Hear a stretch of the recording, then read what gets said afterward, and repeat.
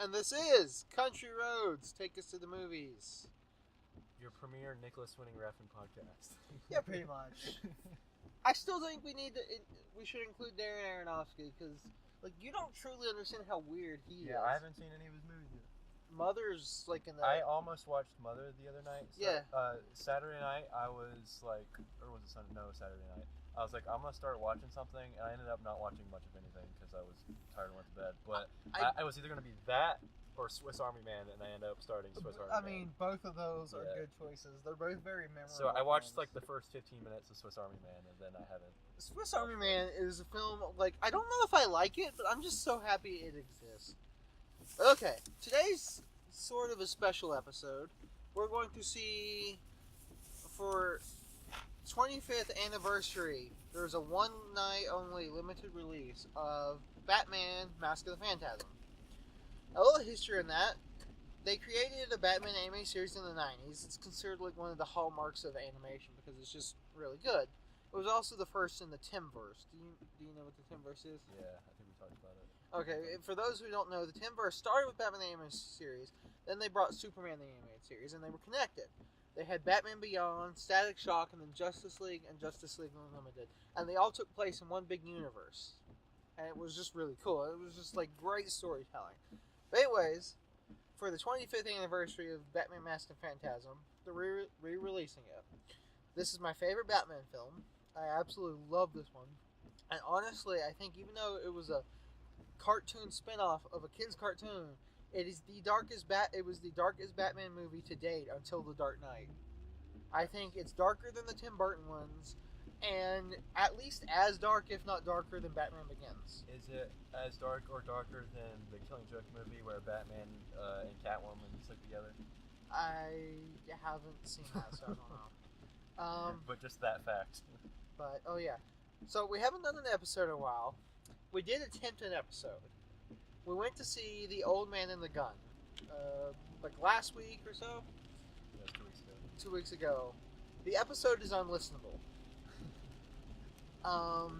The way down is alright, I could have released that, but we just for some reason ran out of things to talk about on the way back, and I was sick, which did not help stir up conversation. So, there's two things I want to at least devote a little bit of time to talking about on the way down, and one is our thoughts on The Old Man and the Gun, and the other is something that happened today, Stan Lee passed away, and that's a big deal in the world of pop culture because, regardless of your parents and superhero films, Stan Lee changed the landscape for so many things in so many ways. And I think everyone's taken aback by his death, even though he was 95, is because he was just so full of life and vigor. And he's been in, movies constantly. Yeah, but his superhero comics, the way he changed the game, because beforehand superheroes were mythic, godlike figures or goofy and weird. He was the first person to kind of make a little bit more gritty. They had real problems. Spider-Man had the issues of being a teenager in addition to a superhero. Which some of the comics might seem corny by today's standards, but at the time they were revolutionary. And, I just wanted to give a little minute to talk about Stan Lee, because Stan Lee was a great guy. I didn't want to just gloss over Stan Lee to talk about Detective Pikachu. Yeah, well, it was funny as friends were talking about how, unless they've already recorded his cameos for Captain Marvel or Spider-Man, the last cameo he would have in a movie would be Venom. No. They recorded a couple years ago. They recorded Stan Lee's cameos all at once for the rest of Marvel's planned slate. And interesting fact, you know who directed them all? Who? James Gunn. Someone else that's gone from Marvel. But well, that's good. That his last one wasn't Venom, which I mean, I'm okay with it. He was in a lot of them. I always wanted to see him being a cameo in a DC movie because Stan Lee wanted to so bad, just because he thought it would be funny. He talked about... The best thing is, do you remember Marvel Ultimate Alliance on PS2? Yeah. They did a sequel. It wasn't anywhere near as good. But Stan Lee had a cameo in it. It was his first video game cameo. And the thing I remember talking about is he wasn't like an old man being like all this. He was really excited about it. Because I remember watching an IGN interview way back when the game was first coming out. This is like 2009. And he asked the interviewers, have you seen it yet? And the interviewer's like, no, I haven't. He's like, damn, I wanted to know what it looked like. And he was like this almost 90-year-old man, and he was just so excited about his cameo in a video game. Like, they put him up to like a mocap suit and everything. He did the narration for the Spider-Man game on PS1. Did he? Yeah, Spider-Man. I think it was just called Spider-Man. I haven't seen anyone post it, but the picture of Stan Lee is my favorite. Is there's a picture of Stan Lee from like the 70s, so he's like in his 50s, and he's posing on a couch nude with just a Spider-Man comic covering his genitals. And I just love that picture because I think it was a dare. Didn't Deadpool do like a recreation of that? I think maybe. Because they did a lot of like recreations Well, of I famous think things. that was his joke on the Burt Reynolds when he posed for Playgirl. Oh, okay. Like that, and Stan Lee was like, well, ha, I'm going to do this. So one thing I loved about Stan Lee is in the old comics he had no prize. Which was, when fans would write in to point out mistakes or errors in comics, he would award them with a no prize. And I just like, just the snarkiness of it is something Yeah. I love. R.I.P. Stan Lee. Yeah. I mean, he was such an influential person in culture. I don't think there's anyone else still alive quite comparable Yeah, probably not. to him. Because the only other person would be Jack Kirby, and he died. He died before you were born. But yeah, okay, the other thing I want to talk about was The Old Man and the Gun. So we've had a little more time to think about this movie. Have you thought about this movie at all since you've seen it? Not a ton, but a little bit. Like, you know, the next day I did. I don't know that I've really thought about it that much more. I think you liked it more than I did, or Yeah, at least I more think excited so. about it than I was. I enjoyed it, but yeah, like I said, like it hasn't been a movie I've really thought about a lot. It's not super memorable to me.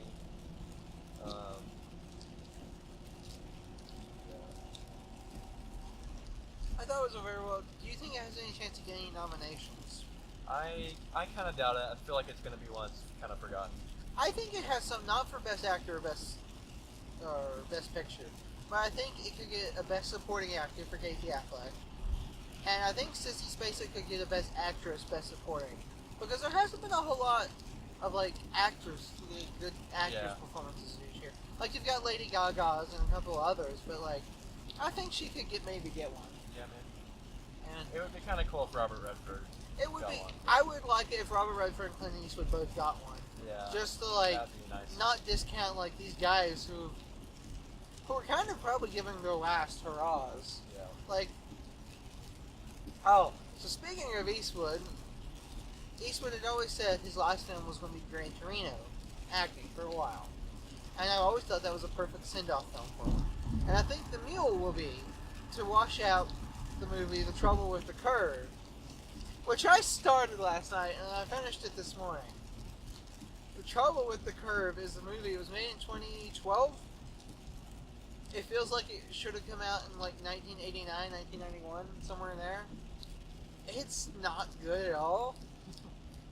And it's got Amy Adams and Justin Timberlake and John Goodman, and it's just such a not. It's just a bland. Like it's kind of like White Boy Rick.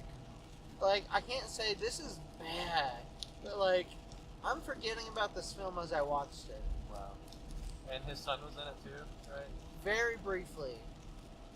It was almost like a cameo, and I think they should have skipped that because there's a scene where they have a flashback, and they have like a body double being claimed from behind, and then they cut to scenes from a different movie of him for his face, and the location he's in for that movie and the Trouble with the Curve do not match up at all. And I think his outfit doesn't too, and it's very jarring. And what they should have just done is had Scott Eastwood play a young version of him, because they look just alike. Like Scott Eastwood looks just like his dad. Yeah. So like, why would you not take advantage of that fact? surprised they're not doing like an Unforgiven prequel with Scott Eastwood. That'd be one. Dear Hollywood, please don't do that. Don't tarnish Unforgiven. Which I also rewatched Unforgiven recently. I like it way more than I did the first time. Yep, it's a good movie. I really love the John Wayne jig through the first half of the movie. Which I don't think that was something you would have caught. Yeah. Because John Wayne is like the archetype, like Western guy, right? Yeah. And his movies are like the archetypal, like hero Western. Unforgiven's kind of a deconstructing of that. Yeah. So they're like, instead of calling him the Duke, they call him the Duck. It's a dig at John Wayne, whose nickname was the Duke. Because, I guess. And the other biggest person in Westerns is Eastwood, so Yeah. I think it's just kind of a dig. Fun fact, Clint Eastwood offered John Wayne a role in one of his Westerns. And John Wayne turned it down because he said it was un-American. Wow. It was High Plains Drifter, and I really wish he had accepted, because if you love Westerns, you would have just enjoyed seeing them together on a screen. I would have enjoyed it just because it would have been funny as hell, because High Plains Drifter is one of the weirder Westerns I've ever seen. Like, it's very weird. It's a very weird film. I think I like it more than it deserves because of how weird it is. I don't know if it's necessarily a good movie, but I just love it because of just how unapologetically weird it was. It was the 70s, anything way. Trying to think what else to talk about. I could talk about The Other Side of the Wind. That was a big thing in cinema that happened. A lost Orson Welles film was found, completed, and put out on Netflix, and it's now available in the world. Orson Welles died in like 1985, and we just got his last film this year. I wonder if that could get any type of nomination at all. How was it? Whew! That's a loaded question. I think it's a very good film, and Orson Welles had a mastery.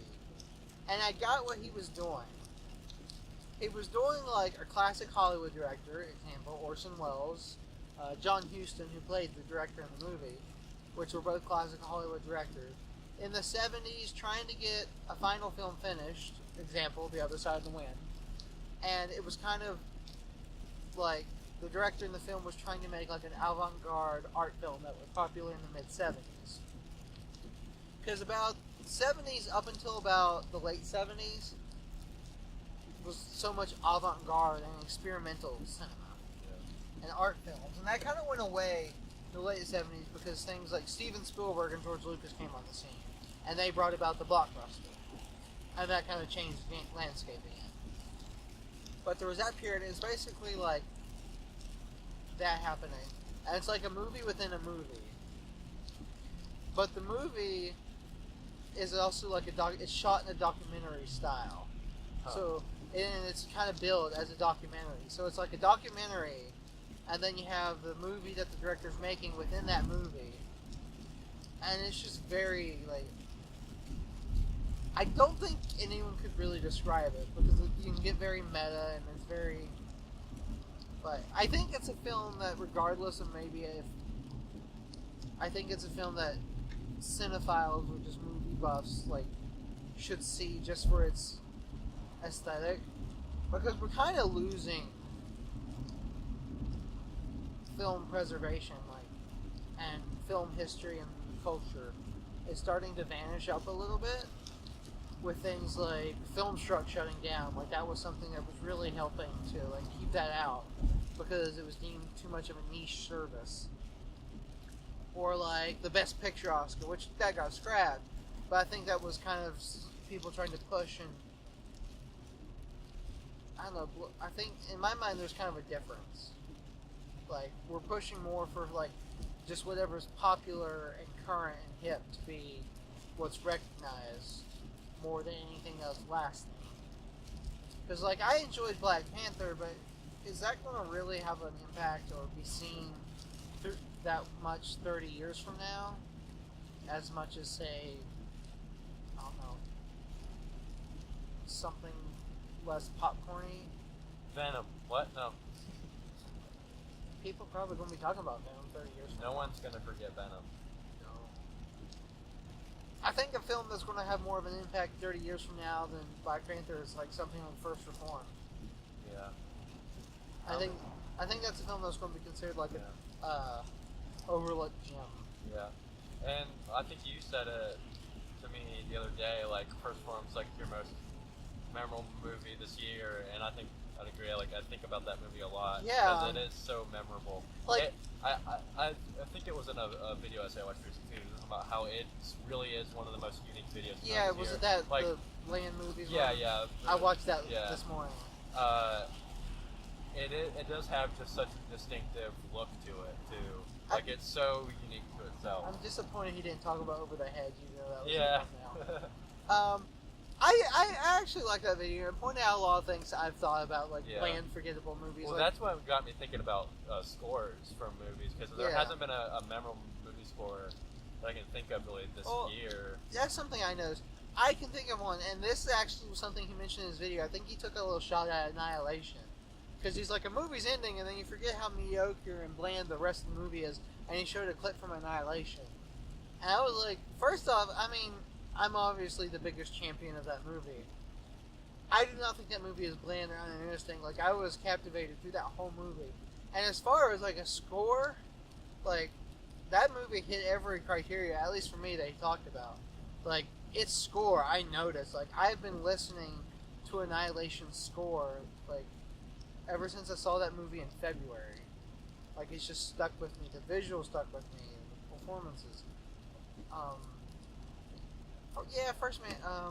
I guess A Star Is Born had some memorable music. Yeah. Well, see, A Star Is Born, for me, it's just the songs that are memorable. But like, other than that one's harder to judge the score because there isn't a lot of music other than that. And I can't think of it. The only movie that score that I've really remembered this year is Isle of Dogs, because I actually listened to it a decent bit because it's kind of fun and happy, and it has an interesting score. And there's also a good song that plays in it that I listened to a bit. 2001: A Space Odyssey. 2001: Space Odyssey is good for it. I mean, the movie which music I've thought about the most already that I've watched this year is La La Land, but that's an old one. The movie we're going to go see, at least for me, has a very memorable score. I'll periodically just pull it up on YouTube and listen to like chunks. I don't remember anything about Solo's score, and that's kind of sad. I've had that feeling with all the Star Wars movies recently. Yeah. like I can think of some from Force Awakens. I love The Force Awakens, and I love Last Jedi, right? I'm a big proponent of those movies. But something I've said ever since I saw them is the scores were not memorable at all. And that's something even the prequels have. Because, like, tell me, can you think of a song, bits of music from the prequels? No, I can. Well, I mean, yeah. Duel of Fates in the first one. Yeah, that one. The Obi-Wan versus Anakin music in the third one. I don't really remember that. Like, they have some memorable pieces of music, but nothing stuck out to me in any of the newer ones. And they were done by John Williams. Yeah, Phantom Duel is, I think, one of the only ones I remember. Speaking or Duel of... Fates. The Phantom Duel. Yeah. The Phantom Thread. Ryan Johnson's first film's on Netflix right now. It's called... Brick? Yeah, Brick. Yeah. I've heard it's alright. I was thinking, because he worked a lot with him, whatever happened to Joseph Gordon-Levitt? Yeah, I know. He was kind of really big for a few years, and then he was at E3. He was on Ubisoft press conference promoting an app or something he was involved with that is being used in Beyond Good and Evil 2. That's like kind of a thing where people submit like art and music and stuff, and like people can go in and use that art, music, and stuff, and get paid for it and whatnot. And they're using that to make this game, which is really weird. And then for some reason, Joseph Gordon-Levitt was there promoting it, and it was just the oddest thing. Okay. But other than that, nothing for him. Yeah. And he's a fairly good actor. Like, just kind of wonder why he hasn't really done anything. I don't know. I miss Joseph Gordon-Levitt. I miss his Speaking really of cool him, face. and speaking of Ryan Johnson, I still need to watch Looper. Did you not watch Looper? No. I thought you did. No. I still need to watch it. It's Oh. not on anything. No. I thought you had seen it. No. I could have sworn.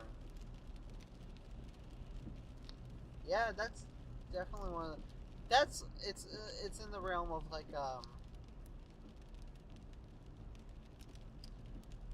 what is it movie? Live Die Repeat, Edge of Tomorrow. Yeah. It's kind of that kind of sci-fi movie. You know, where it's like more actiony as opposed to something like Annihilation or Ex Machina. Yeah. Which like Ex Machina would not be like if you got someone whose basis of science fiction is Star Wars and Star Trek and that's their center, like Ex Machina is probably going to bore the crap out of them. Same thing with something like 2001. That would bore so many people. Yeah. Like all those college students that were there who went to see it. I mean, like to me, 2001 is like riveting. That movie always keeps me on the edge of my seat. I never find myself bored in it. But I love that kind of stuff. I can sit and watch a 3-hour Russian science fiction film that's like just existential dialogue, and I'll enjoy the crap out of it. I have one. It's called Solaris. Yeah. I have it on Blu-ray for some reason.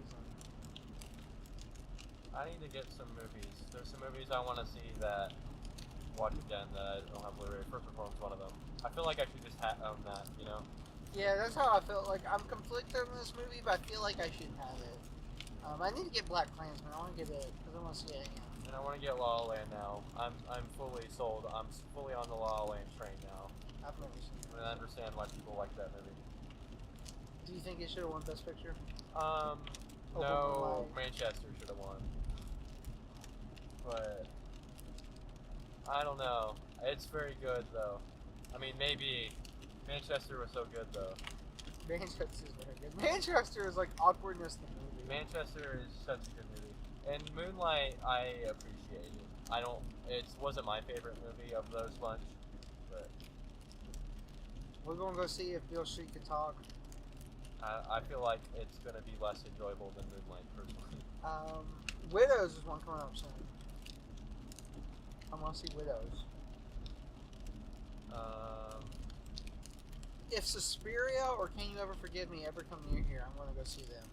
I'm hoping maybe the Lyric will get them in December. Because I really want to see Suspiria, because everyone I've heard says it's really good. It's really... I've heard that, like, what's the director's name? I can't pronounce it. Luca Guadagnino. Yeah. I've heard that, like, he doubles down on the just utterly pretentious artsy nature in this movie, but that's part of its charm. Yeah, I heard it's really, really good. Have you heard much about Sisters Brothers? Nah. I haven't heard much about it or Wildlife. What's Wildlife? That's Paul Dano. Oh, yeah. Oh, yeah. Jake Gyllenhaal. Yeah. And Terry Mulligan. Yeah. I heard Beautiful Boys is pretty good, but not like the best. I kind of wonder if any nominations will come out of that. I've heard Boy Erased, same thing. Yeah. I've heard it's just kind of bland. Bohemian Rhapsody is supposed to be okay. I've heard it's a not good movie with one really good performance. Yeah. Is what I've heard. I'm still thinking he's got a very good chance for a nomination. Right now we got Vice. That's another one coming out. I think I looked at Sister's Brother on like Metacritic and Rotten Tomatoes, and I think it had around an 80. We never remember that movie with Ben Foster. I'm trying to remember the name of it. It came out earlier this year. Leave No Trace or something like that. Yeah, Leave No Trace. I heard that one was really good. I kind of wonder if that'll like that one's definitely one that's forgotten. That one came out and then it's already out on Blu-ray and like really quick. So far, I'm thinking possible nominations: Black Klansman, First Man, A Star Is Born. I think Vice will get a Best Actor for sure. I don't know about Best Picture, but yeah, we'll see. It looks good. I think those are fairly solid bets. Better Boy Sam in it. For Best Picture. I think Black Klansman's got a good shot. A Sam Star. could probably get a nomination too. Supporting actor. It depends on how much he's in it. So he's only barely in the trailer, but we'll see how much he's nominated. The Mule will definitely probably get nominated. Mule, yeah. I bet you Eastwood would probably get a Best Director. It would be cool if First Reform got something nominated. It would. It should get like video editing or something. Yeah, I mean it has the most like kind of distinctive style of any movie I've seen this year. Yeah, cinematography I could see. Nothing super pretty has come out. First Man was kind of like, it wasn't like White Boy Rick level, but it was like on that line. Yeah. At least for me. It pretty, but like not super memorable. I think is a good way. Like everything looked good, looked crisp. Maybe is the word. It had good performances, but not like super memorable shots. Except for I can think of a handful for sure. I can think of some very memorable scenes. Yeah. But not like stuff we got last year. I think Old Man and the Gun could get editing because they had some fun little editing. Yeah. Like the cuts to the titles, like it was enjoyable at least. See, I'm looking at my list of things to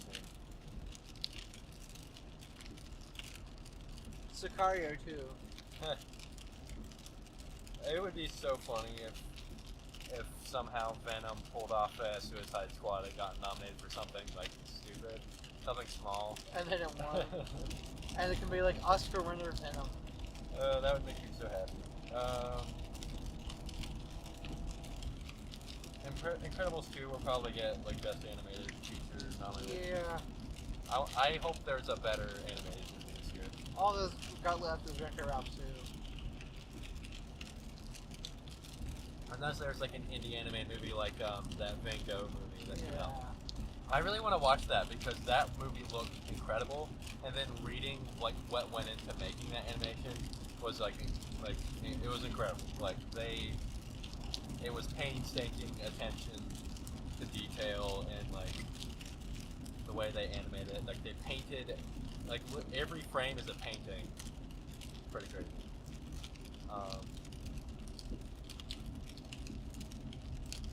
Oh, Isle of Dogs probably would get nominated for Best Animated Picture. Yeah. And it better win over Incredibles 2. Like, it might not, because I feel like with the animated thing, they kind of give it to whatever's, the biggest Pixar movie that year, the biggest Disney Pixar or whatever. But if Isle of Dogs won, that would make me so happy. That'd be great. What do you think? A lot of the bigger, like, possibly... I don't know, we've still got a handful of movies to see. We've got The Mule, we've got Widows, and then Can You Ever Forgive Me and Suspiria if they come near here. Vice. Those and then we got Vice. Those could also get director and actress nominations. I feel like Can You Ever Forgive Me will pull an actress nomination. I feel like it's going to be Melissa McCarthy, maybe Sissy Spacek, maybe. Natalie Portman for that Lady Gaga movie, and then Lady Gaga. That movie. I feel like she might get an actress nomination. Yeah, well, a lot of those would be the only Natalie Portman and Melissa McCarthy would be the only lead actress ones, I guess. Sissy Spacek could maybe. Lady Gaga's would be a lead actress. She's just as much a lead character. Yeah, I suppose that's true. She's just as much a lead character as Bradley Cooper's. Yeah. I think Bradley Cooper still deserves Best Actor, I think, this year. Well, I think he'll get a nomination. Yeah. I think it's going to be him. I think there's a man dumping gasoline by the side of the road, but we're not going to think about that. I think it's going to be him, Ryan Gosling, Clint Eastwood, maybe Clint Eastwood, Christian Bale, and maybe Rami Malek. Yeah. I think that's going to be it. I think for me, though, what we've seen this year so far, it's between... Maybe John David Washington. Oh, yeah, John David Washington. I don't know. He's really good in that, but I kind of feel like he'll be forgotten in that spot. I feel like Spike Lee's going to get Best Director nomination. Yeah. especially after like the big Oh, push. that's the movie I need to get. It's out. Black Panther. Yeah, Yeah. I was thinking about going to Target down here and getting it because I think it's cheaper at Let's Target do than it. Walmart. Let's do it. Like they only have 2 copies, so we get both. I would.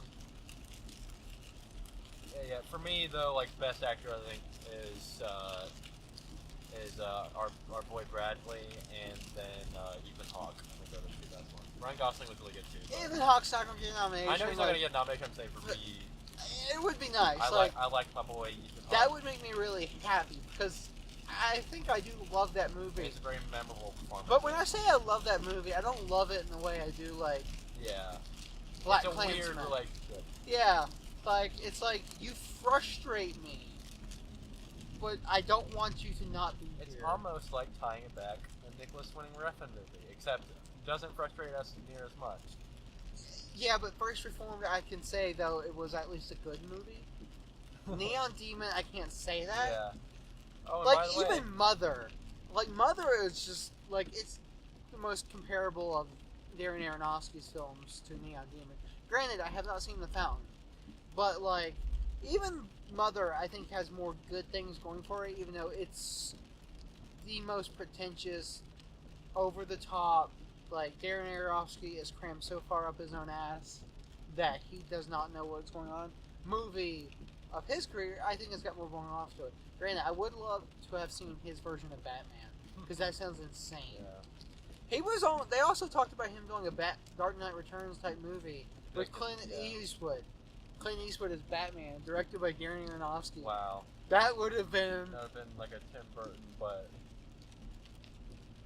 not less goofy and more weird. But his Batman was going to be like raised on the streets by a mechanic named Big Al, and he was going to have like. He was going to like torture people, and it was just insane. But didn't even forgot it to mention talking about movies we saw. I saw Bronson, or watched Bronson By Nicholas Winding by Refn. Nicholas Winding Refn, and that was an interesting movie. That's. I think Bronson's of the movies of his I've seen. I think Bronson's the best because I really like Drive, and a lot of people cite Drive as his best. But I personally got more out of Bronson than Drive. Especially like Drive is good, and Ryan Gosling is good. Do not get me wrong. But Ryan Gosling just is like, man, he's a really good actor. When Tom Hardy commits to Yeah. a performance, Like you do not that's what I was forget gonna it. say. That was Tom Hardy's most memorable performance that I've seen of his. Like he's really good in it. I liked Bronson too. Like I was really in it. I would say like the first hour. It's like an hour and a half, and then I think I kind of dropped off that last half an hour. And I was like, Yeah. it got less interesting. Like that's when he's in prison again, and he's like doing art and stuff. And I think it just kind of got really slow and boring from that point on. And then it has an okay ending. But yeah, that's a weird movie. But like, I love the bits of like him like performing on stage. Oh yeah. Between as he's telling the stories, like it is such a weird movie, and it's like the word I would describe the movie is insane because it's the mind of Bronson. Like that's what it's trying to Yeah. trying to do. It's like this dude was completely insane and violent and horrible, and this is if Bronson made a movie about He's himself. considered the most violent criminal that's never killed anybody. Yeah, somehow. I like that Tom Hardy wore Bronson's mustache Yeah. in the movie. That just makes it even Yeah, better. I read that. Like he was so impressed with Tom Hardy that he like gave him his mustache to wear so you'd have it right. That's one of Tom Hardy's best performances. I've Yeah. never seen Locke. I've heard that's a good one. So far, I would rank it Bronson and then The Revenant. Because that was the one Leo won his Oscar for. About Venom. Venom's up there. Venom really is up there. Just because how he commits to that awful performance and he just goes with it. But Revenant, I heard so many people say, Leo was good, but I can't stop thinking about Tom Hardy. Because he was just really good at it. He kind of steals the scene. How about Star Trek Nemesis? I find that wasted because he's such a good actor. Yeah, well no, so I actually was reading up about this. That movie did so bad, it made Hardy so depressed that that's what drove him into a drug addiction. And like that almost killed him. And he was able to come back from that, and then he gets Bronson, I think was the first movie he did after that. I like Tom Hardy because he does like he's like the guy like at the Venom premiere. There was a dog and he just stopped everything to pet the dog because he loves dogs. Or like there was some guy that like stole some lady's purse in London and he chased the guy down and tackled him. You know yes, I did. Yeah, I remember that. The saddest thing. So speaking of actors that love dogs, I know Tom Hardy. Doesn't Tom Hardy bring his dog with him? Yeah, he takes his dog most Well, everywhere. so Ryan Gosling did the same thing with his dog that he had since like his career, and the dog's been with him this whole time. And it died just before Blade Runner 2049 came out. Oh. So then, at every interview and like all the press stuff he did, he was wearing a necklace that was of his dog's his dog tag. And like he wore it on SNL, like he was doing SNL for and promoting Blade Runner 2049 and all that. And he was wearing that. Because I remember seeing an article that was what Ryan Gosling's necklace is that he's wearing and everything that people keep asking about. Like, oh, that's the saddest thing. It is. Oh, Ryan Gosling. I want Ryan Gosling and Tom Hardy to do a movie together. I feel like they could play off each other weird. Because think about it. Ryan Gosling's the quiet, stoic one, and Tom Hardy's like the batshit insane one. Like, that could be a good dynamic. You know? Yeah. Ryan Gosling can do some good crazy, too. No, if you want some good crazy, throw in Jake Gyllenhaal. Oh, yeah. Jake Gyllenhaal and Tom Hardy. Would that not be the most insane thing ever? No, I can top that. Jake Gyllenhaal and Nicolas Cage. I feel like Jake Gyllenhaal, yeah. Jake Gyllenhaal, Nicolas Cage, Directed. Tom Hardy, directed by Nicholas Winding Refn and Darren Aronofsky. No, Darren Aronofsky wrote it, but Nicholas Winding Refn directed it. Man, this is like our movie. This is like everything made for us. And like, I do want to see Tom Hardy get more like good roles, like good like meaty acting roles, because like we know he's a really good actor. He's done stuff to prove it, but I don't think on the whole he's been seen as that because. Well, I was going to say the same thing of Jake Gyllenhaal. I feel like he's a really underappreciated actor because I think a lot of the things people know him most for aren't like his best performances. But he's got Nightcrawler, Brokeback Mountain, Enemy, Zodiac. He's got some things to show, whereas Tom Hardy, all you can really point to is like The Revenant, Bronson, Locke. He did that. He's Dark been on. Knight Rises. He's been on Peaky Blinders or something. I heard he's good on that. He's done a show. I think it's getting ready to do a second season. He did one season. It's called Taboo. Yeah. It's set in like the 1800s. I heard that's supposed to be really good. I kind of want to check it out, just for the Tom Hardy. Mad Max. I mean, that is good, and he is really good in that. But that's more Furiosa's movie. Which that's how Mad Max movies go. He's just kind of vessel into the world. That's such a good movie, man. Have you? I saw a tweet. I think I may have sent it to you. Some guy tweeted. It's like people still knocking Avatar. Like no other movie's been as visually innovative and creative and stunning as this movie.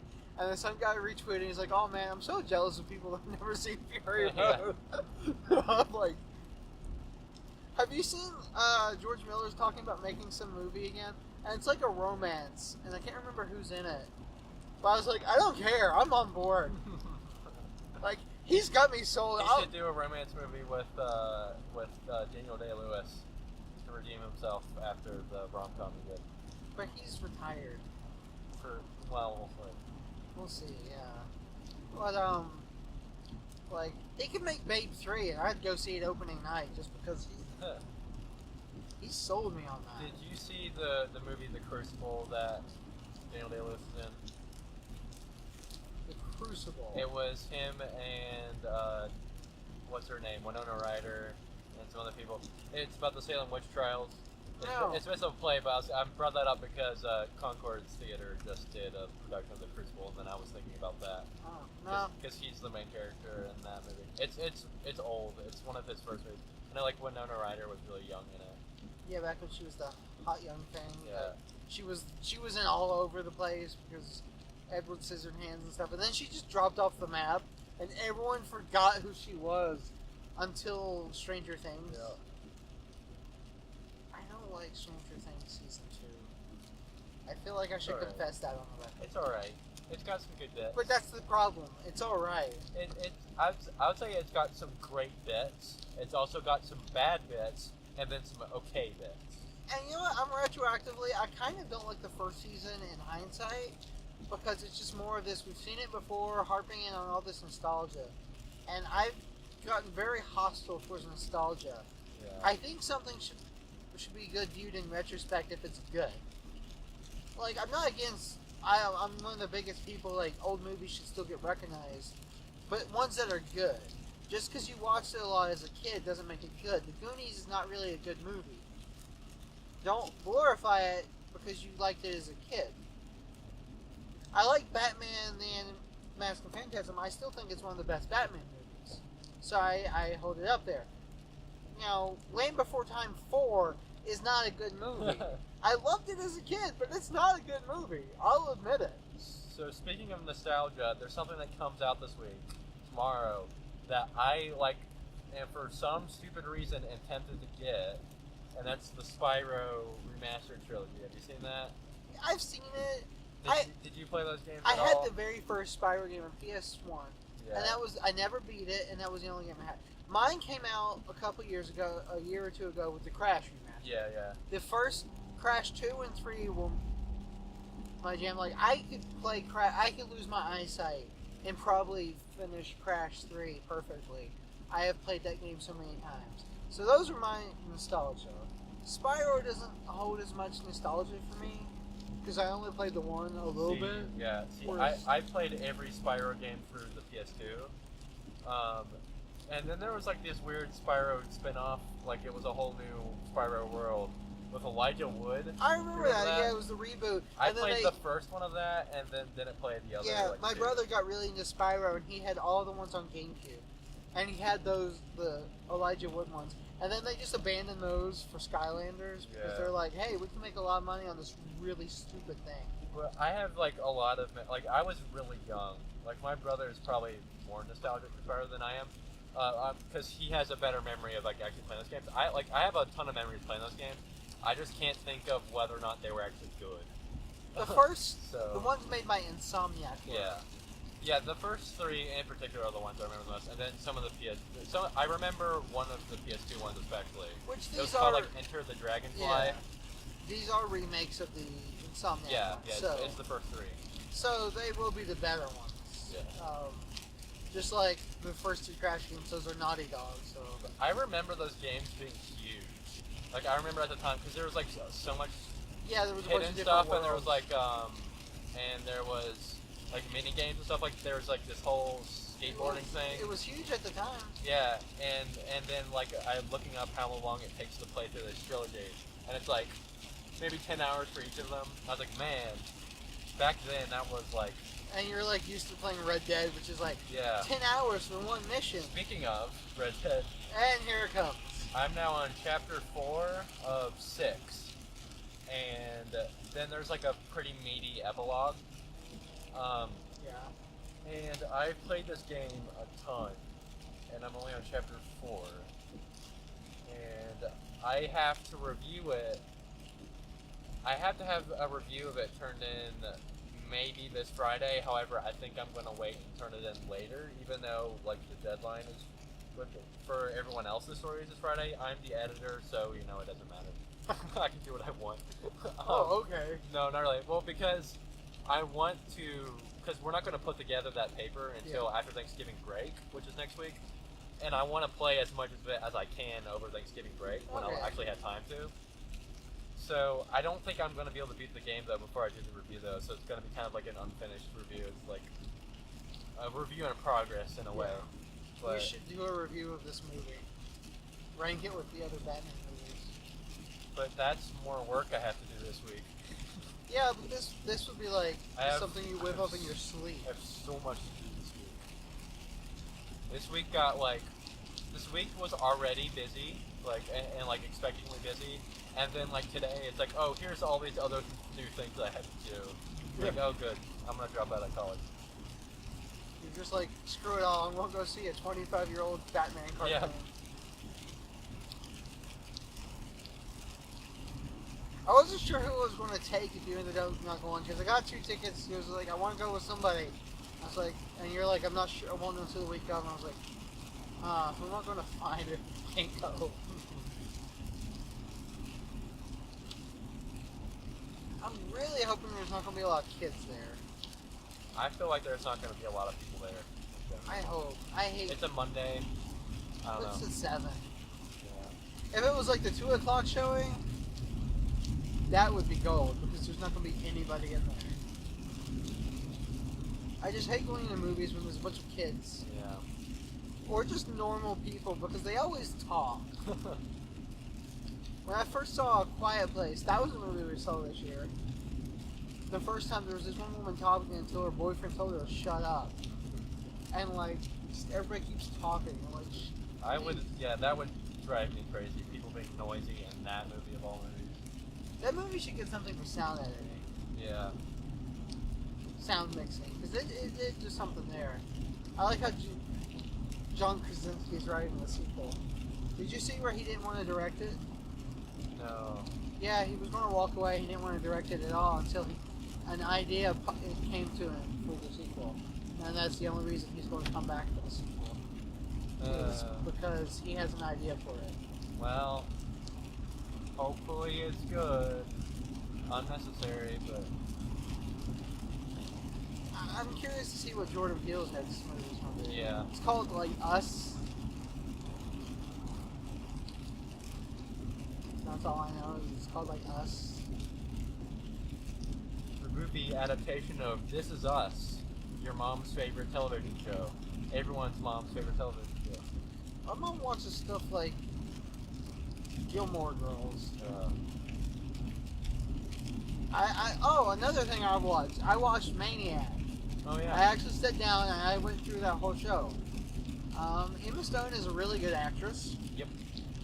The first thing I saw her in was like Superbad and Easy A, so I had a negative opinion I of didn't her see Birdman. for a while. But she's a good actress. Yeah.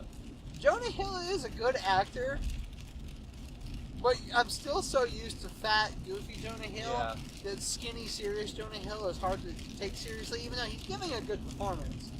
Granted, he does go goofy in a couple of them, like they're meant to be goofy. Yeah. There's one where he's like wearing a blonde wig, and he's talking like this, and it's so and it's just the dumbest thing, and I really enjoy it.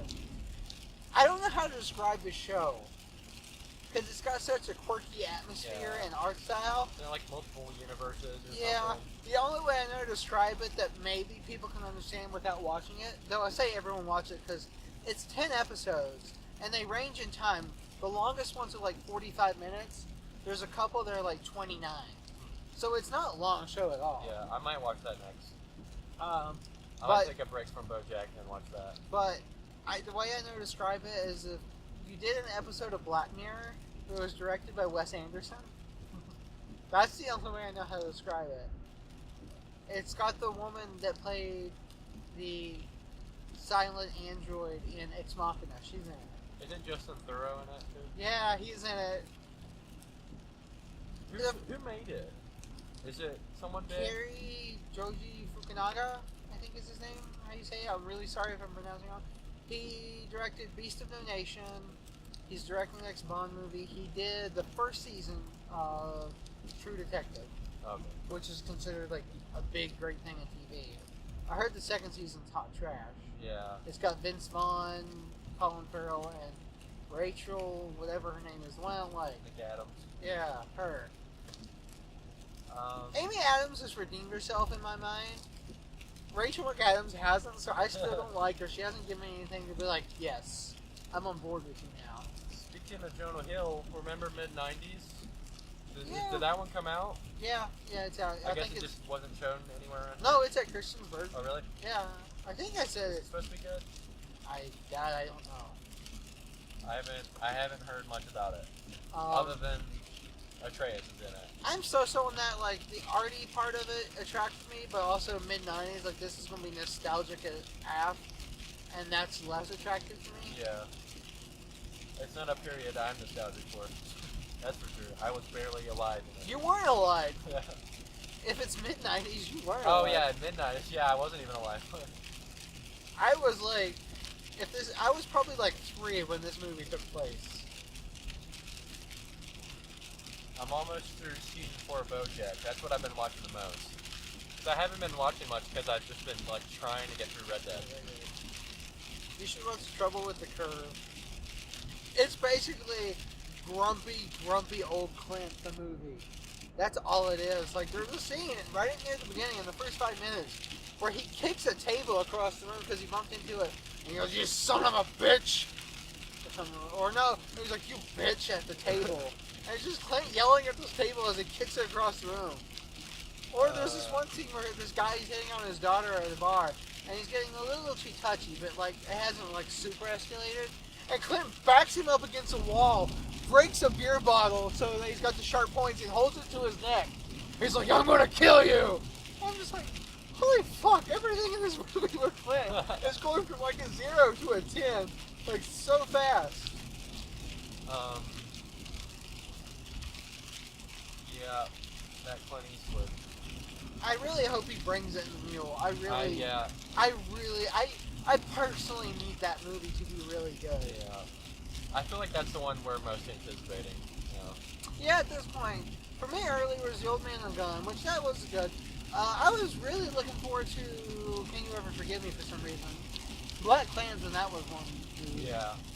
I'm pretty excited for that. I'm actually starting to look forward to Suspiria, even though it's already out, just not here. Like, granted, it is an Amazon Studios film, so that means I will eventually be able to see it. That's another reason. Amazon's films have been going fairly well with nominations.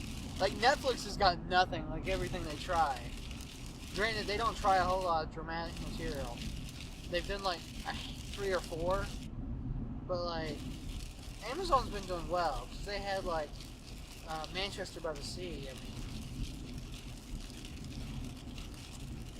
that was toast. Yeah. That was my 2016 pick. Silence was supposed to be really good. I'm trying to think of some of the other ones. Hot Summer Nights is okay. Wait, that's at A24. Yeah. You should watch Spring Breakers, the first A24 film. It's on Netflix now. You want to see James Franco as a rapper? No. And it's Selena Gomez in a bikini? No. James Franco and Selena Gomez in a movie together.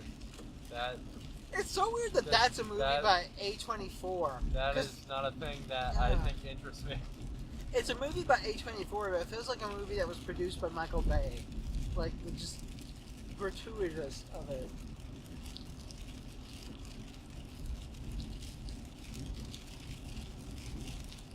I think I'm like on episode 9 of BoJack season 4. So I'm almost done with it. It's been good. I don't think it's been my favorite season though. I think season 3 is still my favorite. Although the second episode of season 4 was really good. Like, so I've liked the stuff with BoJack more this season. I haven't liked the Diane Mr. Peanut Butter stuff as much. Yeah. But the stuff with BoJack disappearing and then him coming back and then his daughter, that stuff has been good. That gets really good towards the end of the season. Mr. Peanut Butter Diane. I liked Mr. Peanut Butter running for governor for like the first couple episodes of that, and then I feel like I've been kind of not into it as much now. There was a really good episode about that. There was this really good episode about like mass shootings and stuff that was related to Mr. Peanut Butter and Diane, but then also about Princess Carolyn, like trying to make a movie with like violent scenes and stuff in it, and that was a really good episode. Mr. Peanut Butter Diane have a little more of an interesting dynamic in season 5. I'll say that. But BoJack's obviously the most interesting part of the show so far. And we got season 6 apparently. I really hope it's kind of the last one. Like, I don't think the show's worn out its welcome, but I think it's in danger of that, and they should end it while it's still good. I'm hoping. I don't like shows that fall from grace. Like, they're really good until this season. Like the X-Files. You know, it's really good till season 6 onward. Very few shows keep a good run. Except for, like, Firefly, because it lasted 14 episodes. Yeah, BoJack is, though, like, genuinely, like, I think one of the best shows I've ever watched. Like it's so good. Like I have it up there with Parks for me, and See, it's like all time favorites. I It's categorize. and Atlanta too. I categorize shows, so like a show like The Twilight Zone or The Americans or The X Files I won't rank the same way I would like Yeah. Parks and Rec, because I don't think that's fair to either one because they're so much different. Like The Americans is one of my favorite shows. I don't really recommend that to everyone because it's such a slow burn, and like I just love politics and weird espionage things and stuff like that. So that's probably why I like it so much. Probably go to the Target now. Got 20 minutes. You don't want to see the Looney Tunes What cartoon? you feeling, real man? Which way is the Target? I don't even remember. I mean, this is a super short movie, so we're not going to have worry about getting home too late. It's like an hour and a half. They got a Golden Corral in Christiansburg. Boy, they got everything. It's just Ryan's with a different name. One time I went to a church function, a church men's retreat, and we rode back on the bus, and we all stopped at Golden Corral. I looked at my dad, and I was like, this is disgusting, why are we here? And he's like, I don't know. And all the guys were like, oh, this is good food. Oh, look at this steak here that's only 6 days old. I think I've only eaten at a Golden Corral once, and it was, I think, on a field trip. What about Ryan's? In elementary school. I don't know. I mean, they're exactly the same. I feel like Golden Corral is Ryan's, but with like better marketing. Yeah, because they're not shutting down everywhere. Ryan's are kind of like disappearing. Have you ever been to a K&W? The one at the mall all the time. My Oh, grandparents would gosh. make us go. That place, K&W. I've only been to a K&W in like North Carolina, like also on a trip, and that's also It is old people restaurant. and it's gross too. Oh yes. I had like fried chicken. Like it's expensive because like you can only like it's confusing and it's surprisingly expensive and it's gross. And I got like fried chicken that was like undercooked, and I was like, all right, I'm not getting salmonella at this place.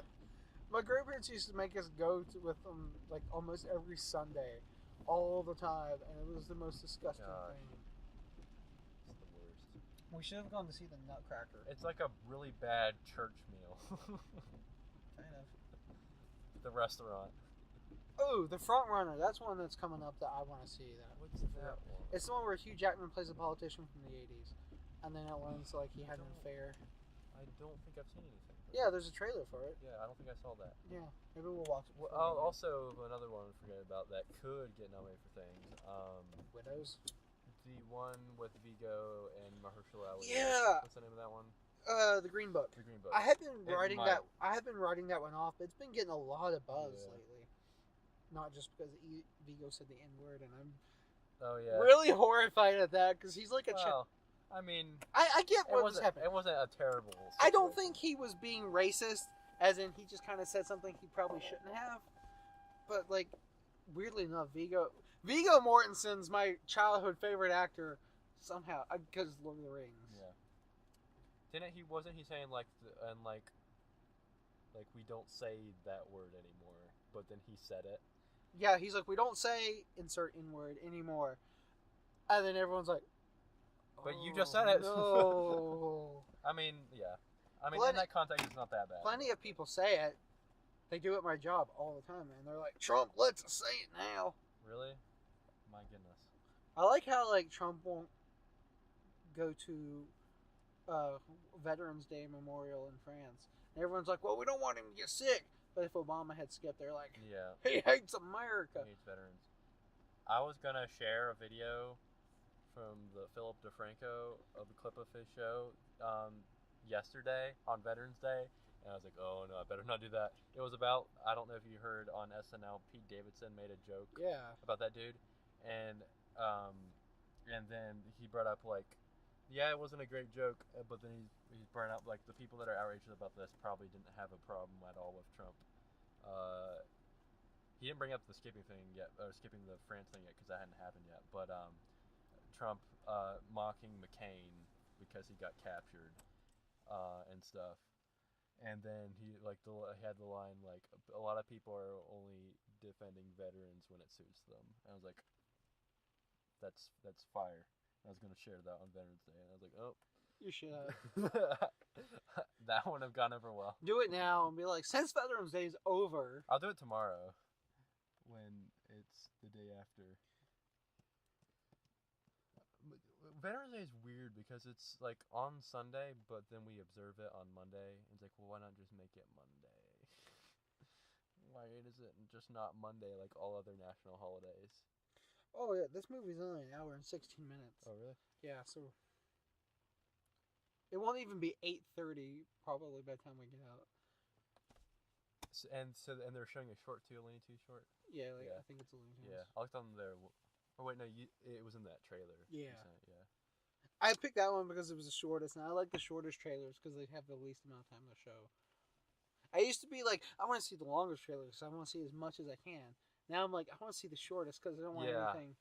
Yeah, Like, or just the teaser trailers. Yeah. Like the Well, first... teaser trailers are a trailer anymore. They're like 2.5 minutes. Yeah. The regular trailers are like 5. So how much Mark Hamill Joker's in this? This is top Mark Hamill. All right, that's good. I'm excited. This has got my favorite scene at the. After you see it, I'll send you the clip to it so you can be like me and just periodically watch it over and over because it's got one scene that I think sums up the Joker, like the psychology and everything of the Joker, perfect. That's why I like Mark Hamill because Heath Ledger got the like psychotic killer, chaotic aspect. And Jack Nicholson got the kind of like goofy, charming aspect of the Joker. Yeah. Mark Hamill merges them. So one scene he can be goofy as heck, and then the next he'll turn on a dime and he'll have like a really low laugh, and it's like at a convention they got him to say "Why so serious," and it was like, oh, like it was kind of creepy. Yeah. That's the only reason I watched, and the only reason I liked that Killing Joke movie was just because there was some good Mark Hamill, Kevin Conroy action, and it was good. Well, to a lot of people, they are Batman and Joker. Yeah. Like when I read a Batman Joker comic, it's in their voices. It's so cool they did the Arkham stuff too. That's why I want there's that Batman Who Laughs, which is really popular right now, which is because it's like a hybrid of them. Yeah. I really want Kevin Conroy to do a Mark Hamill Joker impersonation, so that way I can know what it sounds like in my head. Because now there's no voice. Yeah, we're gonna go see it. It's a 25-year-old Batman cartoon. Heck yeah. Yeah. Employers do that from sure, though. We are back. We just watched Batman Mask of the Phantasm. Actually, we just came from Target, where I bought Black Klansman and you bought something else. I bought Black Black Klansman and La La Land, the best movie ever made. No, it's a good movie. It's the best, the best movie ever made is clearly Neon Demon. You know, Amazon releases all their movies on video too. Just Netflix doesn't. Yeah, just Netflix is game. Well, they want people to keep signing up for their streaming. But think how much money they can make in addition too. All I want is an Other Side of the Wind. That's all I really want. I just want that on Blu-ray. Maybe Okja, Beast of No Nation, but really just Other Side of the Wind. But anyways, Batman Mask of the Phantasm, this 25-year-old Batman cartoon. Yeet. What are you... God, no. When people say that, weren't even, like, conceived. Their parents probably hadn't even met each other. Their parents probably hadn't finished high school. You're like a 25-year-old anime Batman movie. Yeet.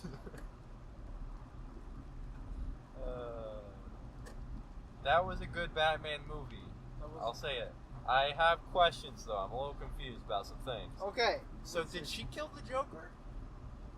Yeah, it always confused me as a kid, but the Joker's around on. What? Also, how's she teleporting? How's she doing that? How's she teleporting? They tried to kill the Joker off because in the Timverse it was Batman the Animated Series, then Superman the Animated Series came out, and they had a couple. Batman had another. That was a theatrical. Mask of the Phantasm was released theatrically, but they had another Batman the Animated Series TV movie. It was called Sub-Zero. It was with Mr. Freeze, and then they had another one. Was that one good? It's all right. I mean, it's not as good as Phantasm, obviously, but it's good. Then they had one of Batman and Superman teaming up, and then that one they tried to like have the Joker killed off at the end, And then they did a TV movie for Batman Beyond called The Return of the Joker. And it was like a big deal. But then the Joker appears in Justice League, so it kind of makes that. Yeah. Anyways, but so I would guess I would have to say no. The Joker doesn't die. So what happened? What did she do it? I guess he just Jokered away. And then she's going on, like, she escapes to, like, she's disappearing on some cruise liner somewhere, and that dude comes out and he's like, hey, toots. And she's like, leave me alone. I think someone in this movie did say toots. I think that was something really said in this movie. I hope so. And then yeah, and so she can just like teleport. What's up with that? I think it's supposed to be like that. I don't know. They don't explain that one well. Yeah. That there might be some teleportation because I think that appears in Batman or the Tim She's Burton just got somewhere. some smoke powder. Like it's like a very Batman move of like disappearing, Yeah. but then it's way too fast though. I think it's supposed to. It might be like short range teleportation. I think it was something really realistically they thought was cool. I mean, yeah. And their main audience was kids who don't ask questions. Yeah, that's what I was gonna say. Like, it's best not to think about it, but still, that's something I was like thinking about this whole time. How's she doing that? But now that you got your Kevin Conroy, Mark Yeah. Hamill, like outside of the Killing Joke, like how'd you feel about them? It was good. I was also the only other thing that I was kind of iffy on was like the bad guy, I guess, of the movie is Phantasm and whatnot, and like the whole movie is centered around that and the crime bosses and stuff, and then it's kind of weird that it suddenly transitions to, oh hey, Joker's here, I gotta go chase Joker now. Well, Like, it's because she's after Joker because he was one of the ones part of that group.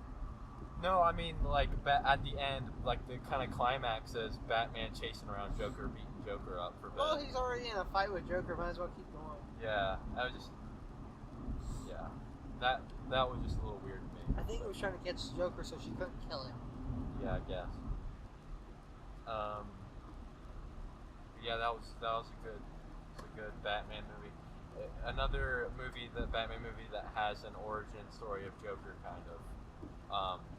Which that was the thing that was, I didn't know anything about the Killing Joke. I didn't know that it had like Joker's backstory in it and stuff. Sort of. The Joker doesn't have a definite backstory. There's a lot of clues that he may have made that whole bit up in the Killing Joke. Okay. Which is a lot of people like that's one of the things people are so against, like a Joker true origin story, because that's one of the cool things about the character. Well, in the movie, I don't know how it is in the comic. In the movie, it's like flashbacks throughout of him. That's how the comic goes. Okay. But it's not like him telling it to anyone. It's just like, I guess it's just him thinking about it. Yeah, pretty much. Yeah. And then this one that he's, I guess, starts off in this gang or whatever, and then The Batman animated series took a lot of cues from the Tim Burton thing. So they Tim Burton. He was like a mobster that fell in a vat of acid. Yeah.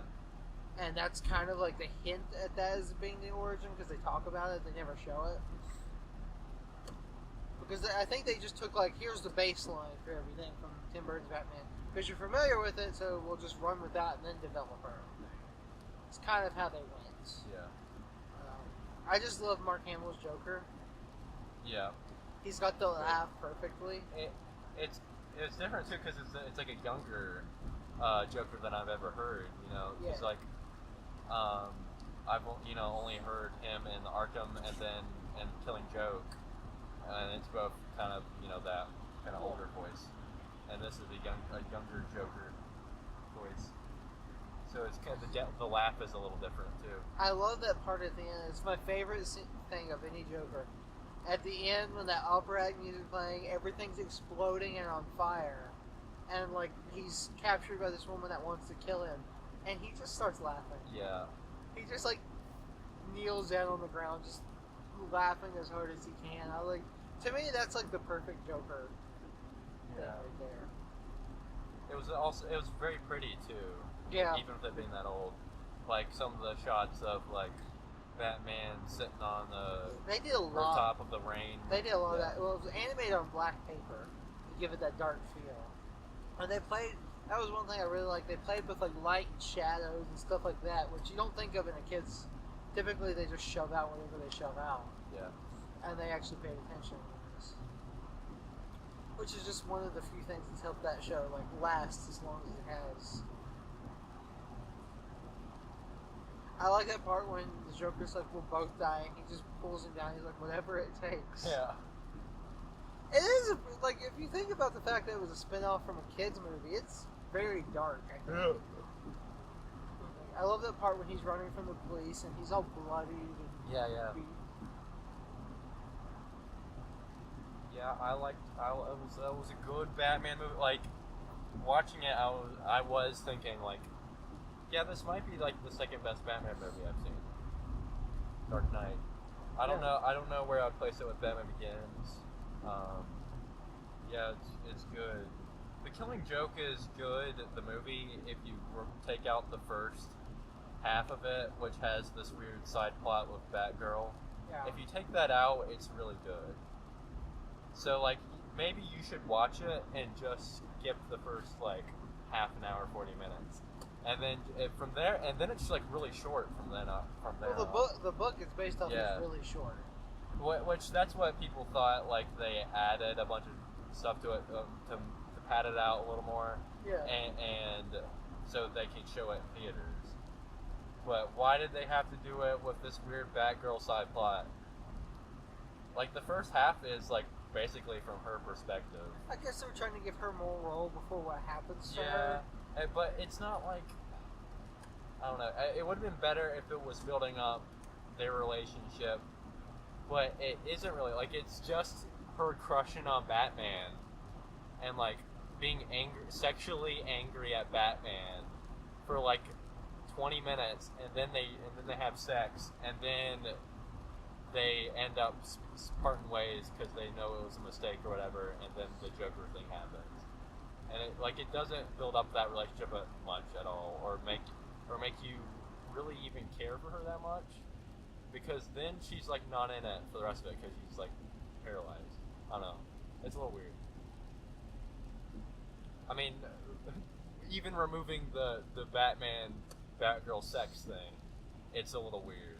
Like, even if that wasn't in it, it would still just feel out of place. Yeah. It almost feels like two different movies. Very, very short movie. Yeah, there's some weird. But anyway, Phantasm, a not weird Batman movie. No, it's. I just remember as a kid, some of the parts that stuck out was the part running from the cops, the end part.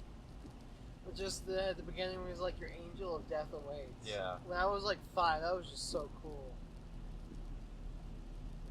I like, it was also the case of Becoming a Great movie, where it's the like old-timey Batman with like mobsters and stuff, Yeah. and not your modern day Christian Bale, like gangs. I like the kind of noir-y. Yeah, that's one of the cool things. It's got this like weird style where it's like kind of 30s, kind of modern, like. Yeah, I like that stuff. And I like the World's Fair thing of like the City of the Future. Yeah. That's in the Arkham stuff too.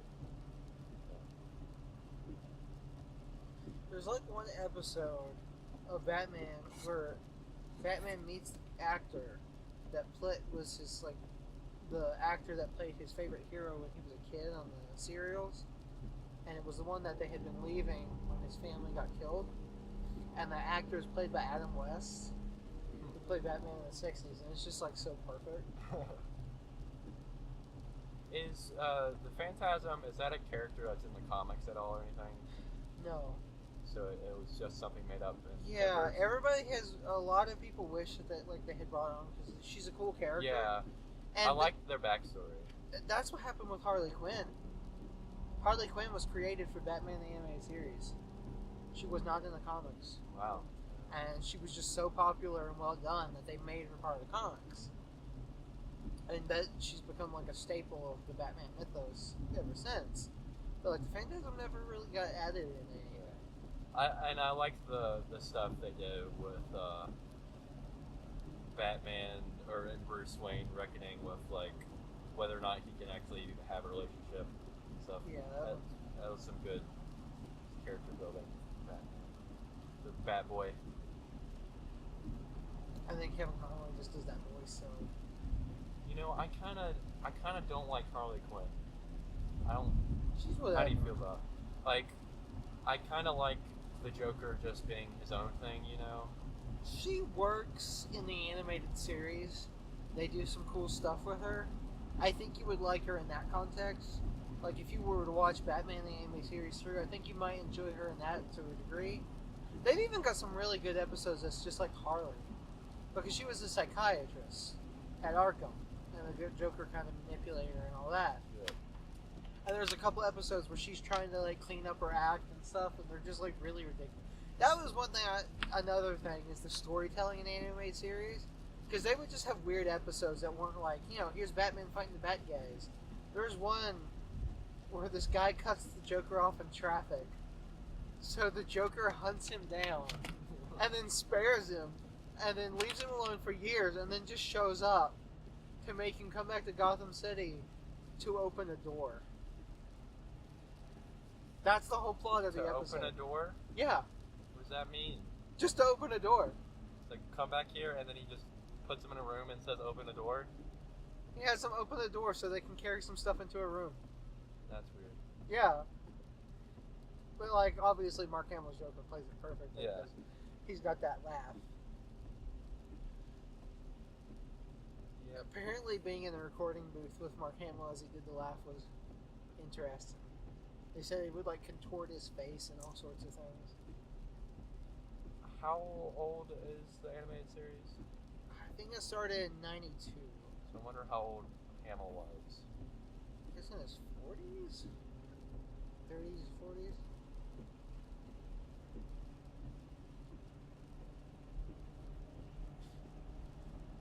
Yeah, they need to do more Batman stuff with...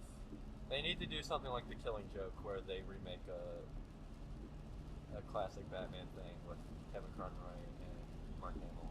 I'm trying to think what else they could do. Because, like, the Arkham games are over. Especially the Batman Joker part of it. Did you beat the Arkham Knight? No. Okay. I'm trying to think what else they could do.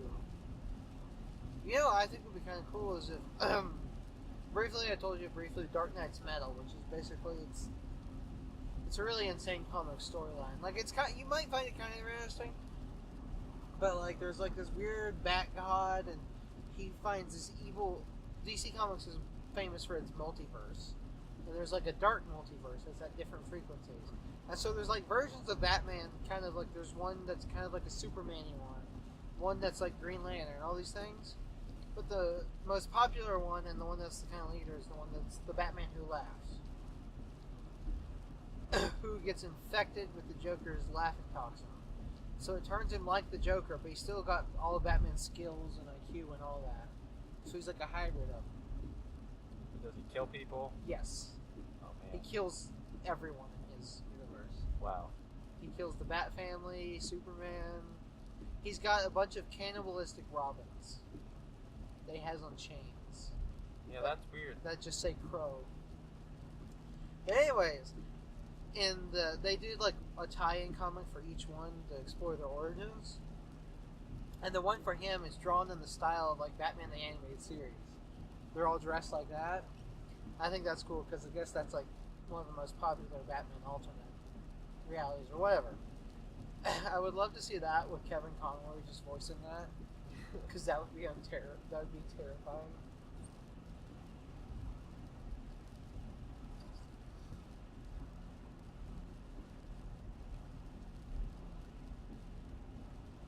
I can't think of anything else because they did the Dark Knight Returns. That's how I talk about it. They did Year One. They could just do a new thing. Yeah. A new original thing. Or they could do an Arkham movie. Like, from the universe of the Arkham games. But with Kevin Conroy and Mark Hamill. I don't know.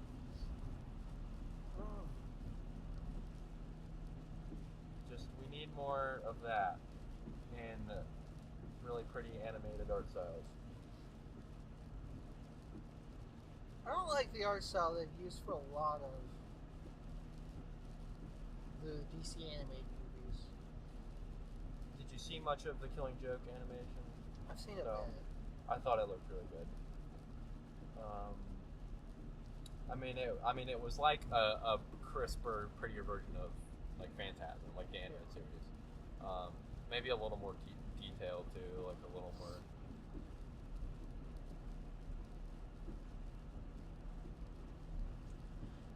Yeah, DC pumps out a lot of those anime movies. Some of them are good. A lot of them are not good. One I've been wanting to see. I haven't gotten around to it. It came out years ago. I can't remember what it was called. But it was like an alternate universe version of the Justice League. And like Batman's a vampire, and like none of them are quite right. But it was done by Bruce Timm, who did Batman the Animated Series and all that. So it was done in his art style, but like with the higher budget and everything, and like I guess more creative freedom than what a Saturday morning cartoon could allow. It was supposed to be really good. More Batman. That's the purpose of this podcast. Make more Batman. You see where Michael Keaton got an honorary degree somewhere, and at the end he said, "I am Batman." Yeah. And then Kevin Conroy just retweeted it. Then who am I?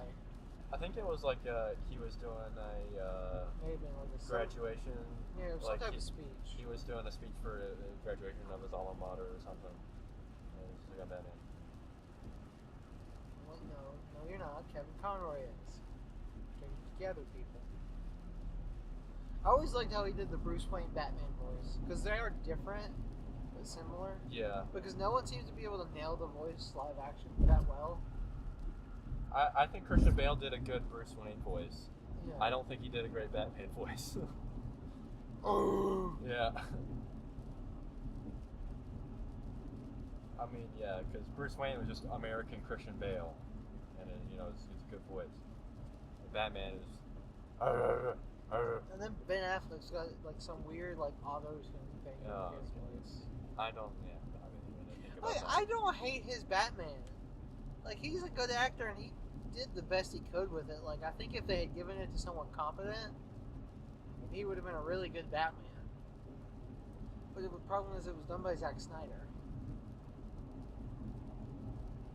If it had been done by somebody competent, he could have been a really good Batman. I don't want any more live action Batman. When I say more Batman, I mean more animated. Kevin Conroy specifically. Mark Hamill. Mark Hamill's tried to retire as a Joker a couple times, I think. He might even be. I'm not crazy about the voice of Gordon. It's the same one that's in the animated series, right? What? And Phantasm. Yeah. Yeah, because I've seen a few clips of the animated series. He sounds like Nathan Lang. Is that his name? Nathan Lane. The older actor dude who did a bunch of animations. What is Nate Lang been? I'm trying to think.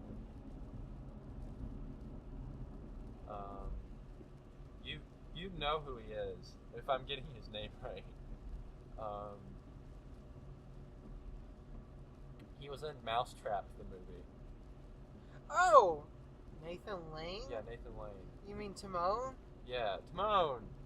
Goodness gracious, yeah. I don't think he sounds anything like Really? Timon. No. Because he's like, I'm Commissioner Gordon. We gotta stop the people and this thing. He sounds like generic old man in the series. Nathan Lane just sounds like. I don't think in this in Phantasm he sounded like an old man though. It's like this weird younger voice. I don't know. I'm gonna have to listen to stuff when I get home and show you. Because I don't know, it's weird. I like the gruffer older man dude Gordon voice. You like Gary Oldman?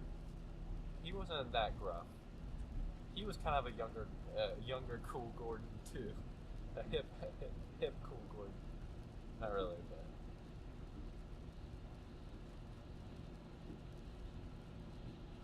Oh, there's also Batman Mystery of the Batwoman. I forgot that was a TV movie. You don't want to see that one. That one's really bad. So there's 4 seasons of Batman the Animated Series. The first 3 are in the same art style as Phantasm.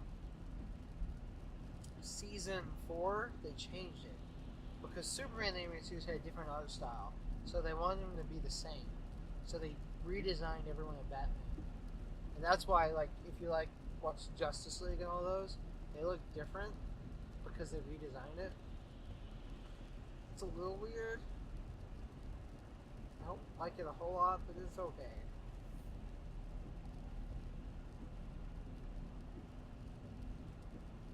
I never seen Superman the Animated Series that much. I've seen a handful of episodes. I've just never liked Superman. Yeah, I don't really like Superman. Now, Justice League and Justice League Unlimited, those are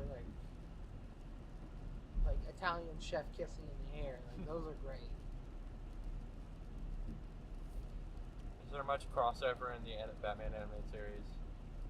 Like With others? Yeah, like is Batman in an episode? I mean, is Superman in an episode? They're Does sort of, Aquaman come in every now and then? Superman's got a little more, like the Flash and stuff here, the Green Lantern, but well, I told you there was that Batman Superman movie. Then there was an episode of Batman, The New Adventures, I think is what it's called, where Bruce Wayne goes missing. So Superman dresses as Batman for like an episode. And it's got like him fighting supervillains, but he's Superman strong. See, that's kind of my problem with a lot of superhero stuff in general too. Is like I just don't like it when it's like a bunch of things all together. Like I kind of like these superheroes existing separately in their own universes, and that's it. See, I like the all together because comics. Yeah, but see, that's my thing. Is I like Batman. I don't like all of the other superheroes, so I don't like them all. I think you would enjoy Justice League and Justice League Unlimited because they do it a little differently, and they tend to focus on like just a couple per episode. And I also don't like specifically with Batman. I'll say it's because Batman's doesn't have superheroes. It's like grounded in realism, and then you got Superman who can fly through buildings. I don't know. There's a couple good episodes. The finale for Superman the Animated Series is good. It's got Darkseid, who's like one of Superman's arch villains, brainwashing Superman, unleashing him on the world, and then right when Superman realizes what happened, Darkseid kills like the police chief of that world, splits out, and then the show ends. Yeah. Yeah. Or there's like Justice League Unlimited, like it's Darkseid's invading the world and everybody's coming out to fight, and there's this thing, and Superman's like, I hold back on everybody, but I don't have to for you because you can take it, and he just like unleashes everything, and then the show just stops. Yeah, that's Justice League was just really good because like it just did a lot of cool stuff. One thing, like Justice League Unlimited had this cool conspiracy theory arc. Like it'd be every few episodes where it was in this like overarching conspiracy theory, so you'd have to watch and figure out and stuff. And I just always enjoyed that. Then they'd have like really weird storytelling episodes. It was pretty good. It was alright. It's pretty good.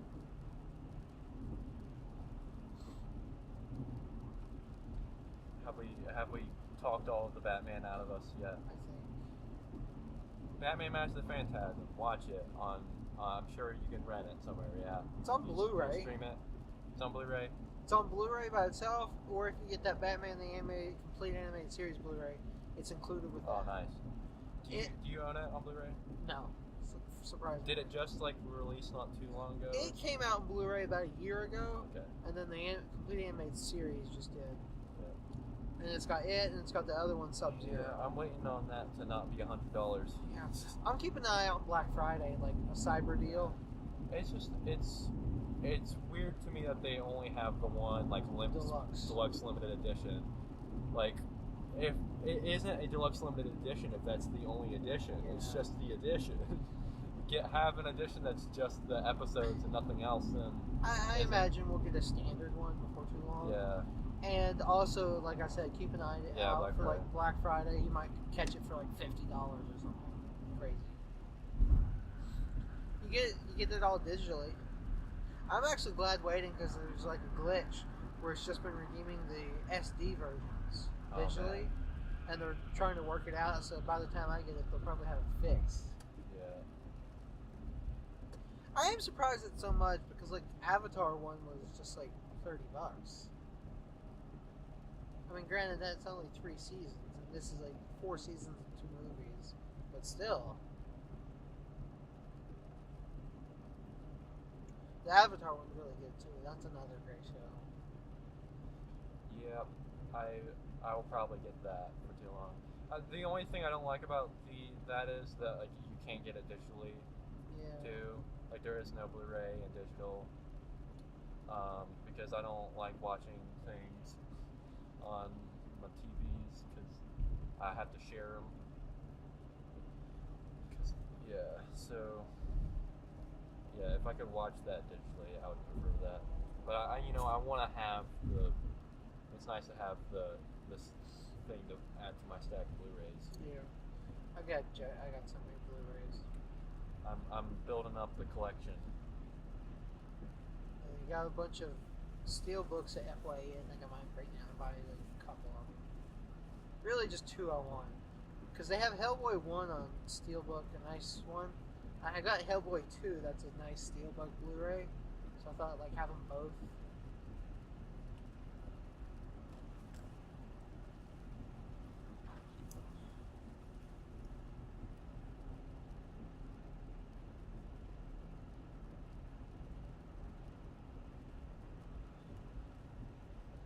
Yeah. Fun. Fun. What are we talking about now? Uh, Red Dead Redemption 2 now. What's something else coming out?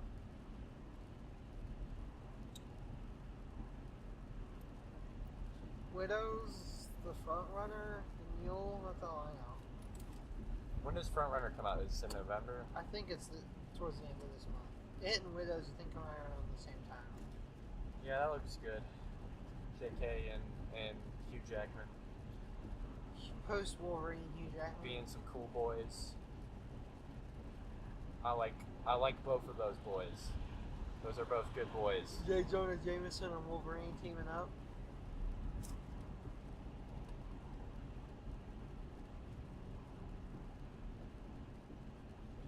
Directed by Jason Reitman, who's the son of Ivan Reitman. Ivan Reitman directed Ghostbusters.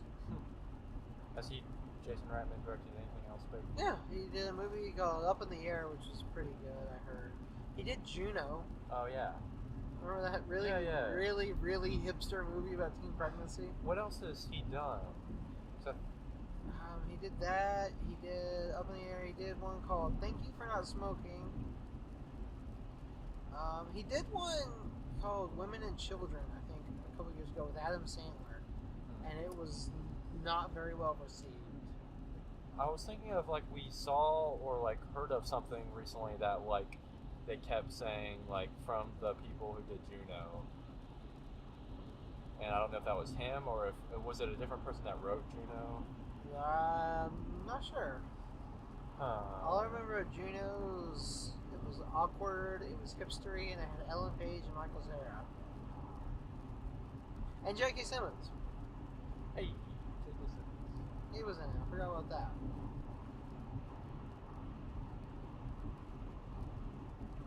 That's a good movie, but that's a weird movie. Like, it's just everything about that movie is so awkward. Now it's got, what's her name? Peppermint, Ben Affleck's wife. Jennifer Garner. I did not know what that meant. I can't think of anything notable she's done. Everything she's done is like 15 going on 30 and stuff like that. Peppermint's that movie that's out now, right? Yeah. Yeah, okay. I just remember a bunch of old people talking about it. I love that in BoJack, like Jessica Biel is like his ex-wife, Mr. Peanut Butter's ex-wife, and stuff, and she's like insane. She's voiced by Jessica Biel. Yeah, that's great. And she like eats what's his face, Zach Braff. Yeah, I forgot they eat Zach Braff. Yeah. I like that most of the celebrity cameos are done by the celebrities. That episode was like insane. Like Fire is my god now. yeah, that's like every now and then the show gets like utterly ridiculous, and that's the one that's like it's utterly ridiculous, and yet amongst that, Diane and BoJack are like trying to reconcile with each other after BoJack's been gone for like such a long time, and like all these like emotional moments in between. Mr. Peanut Butter's like, yeah, they're about to eat me. If they run out of Zach Braff meat, they're gonna be eating me, guys. Help me out. There's the ants with Todd. Yeah, the ants. And Princess Carolyn works out of jail for them to have sex together or something. I don't. That was a weird ant thing. Have they got to Todd's sexuality yet? Yeah. Okay, Yeah, I couldn't remember. Asexual. That's the other thing is like the first season especially, and then like they start to bringing out more in the second season. Like they don't really go into like the fact that there's like the fact that animals are people isn't something that's really addressed much, or that's like there's not a lot of world building there. And then like in the season 3 and season 4 now, it's like some like very big world building stuff, like where BoJack goes to the underwater world or whatever. And then in this one, like apparently ants are a thing too, and there's an ant kingdom underground. And then like they're bringing in insects and like more random stuff. I like how humans and animals can reproduce together. Yeah. And like and animals that are completely different can reproduce together. Yeah. And I don't understand what they eat. Well, they eat chickens. Yeah. Like there's an episode about that. That's weird. It's such a weird world of BoJack. These It's are so friend chickens. They have a gun barrel. BoJack's so good. It is good. It is a good show. I am surprised at how good it is. Like I'm serious in that it's like one of the best shows I've seen. I held off for watching a long time because a lot of adult comedies are just bad. Yeah. I say a lot of them are bad, but I can think of several I really like because I really like Bob's Burgers. Bob's Burgers is very funny. Because Bob's Burgers, I think, is one of those. It's really stupid. It knows it's really stupid and it doesn't try to hide it. Yeah. Another one I really like is Archer. It's kind of in the same vein as BoJack sometimes. I wish I like The Simpsons. Like every time I see The Simpsons, I like it. It's just such a huge thing now. It's like it's impossible to get into now. It's like something I wish I got into. If you want something along the same lines and smaller, check out Futurama. Yeah, I hear that's really good too. Futurama is really good, and it's got a little more heart than The Simpsons. And if you want something even smaller, Disenchantment just came out on Netflix. Yeah. It's only one season. I heard it's alright. Like it's alright, but it's also I give it a little more pass because it's the first season. Yeah. But Futurama is really good. Futurama, Archer, Bob's Burgers, and BoJack are my adult cartoons. Archer's really good. I don't know if you'd like it, but it's really good, and it's got BoJacky type humor a lot of the time. Yeah. But it's like set in secret agents. And it's the same dude from Bob's Burgers, right? Yeah. That actor. Yeah. And the mom is the same as the mom in the rest of development. She acts the same way. Yeah. I can't imagine her as another character. Like, I feel like BoJack's mom was supposed to be played by her, but she backed out because she acts that way. Have they done anything with BoJack's mom yet? Or in season 4? Yeah. She's living with BoJack in what's his daughter's name? I can't. Hollyhock. Hollyhock. Did you know Hollyhock is the same voice as Violet Incredible? I didn't. Yeah. That's cool. She's got that teenage girl on lock. Yep. She's really weird. Yeah. She was in the behind the scenes for the first Incredibles. And she's like, and here's a piece of Abraham Lincoln's hair I have. And I'm just like, you're a very odd person, aren't you? How young was she then? She was in her 20s, 30s. Really? She's yeah. that old? So then now she's even older. Yeah. But yeah. This is also a BoJack podcast. I'm really behind on Archer. I should get caught up. There's a lot of shows like that. Like, It's Always Sunny in Philadelphia is one I love. They took it off Netflix. Is that on Hulu? It might be, yeah. I was trying to think. That's a little of a commitment. Because it's an FX show, right? Yeah. Then it should be. It's got like 14 seasons. Yeah. They just finished it. I've heard that show's really good too. Like, I know of a lot of friends that reference that. I think people forgot it. I think the reason it aired so long is everyone forgot it was airing. And so they just kept. But no, there's some really over the top gags. Like one of the main actors gained 60 pounds and then lost it immediately for a one episode gag. Wow. That's unhealthy. Or like, well, one thing that's funny is the show's creator is also the main writer, and he's one of the main characters. And the girl that's the main character are married in real life. So when they had a kid and she was pregnant, instead of trying to ride away around it, she's just pregnant and they don't explain it. That's one of the most offensive shows in the world. It's like offensive to everyone. Like there's an episode like Charlie gets molested, or like the first episode I think is called The Gang Gets Racist. Wow. Or like one character who just stalks a waitress. Her name is never revealed. She's just the waitress, and he's always stalking her and obsessed with her. And it's even funnier to me when you realize that the actor that's the one character that's stalking her, and the actress that plays the waitress are married in real life. Wow. It makes it even funnier, at least to me. That one's pretty good because it's short, and I guess it's lighthearted. Like it doesn't get serious or down like BoJack. But at the same time, there's molesting. There's like these two brothers that are twins that are incest brothers. Or like one guy wants to see a movie and he doesn't get to the theater at the same time, so he calls in a bomb threat. Like stuff like that. Or like there's an episode where I think half the characters get addicted to meth so they can get on welfare. It's really weird. It's a very strange show. I love it. Danny DeVito's on it, and he's perfect as Danny DeVito because he's like the trashiest person in the world. There's an episode where they remake Lethal Weapon, and like one of them's wearing blackface for half of it, and it's horrible. But like that's the point. It's noted that like none of the characters ever change or ever redeem themselves. Like that's part of the point, is they never have a character arc. They're always terrible people.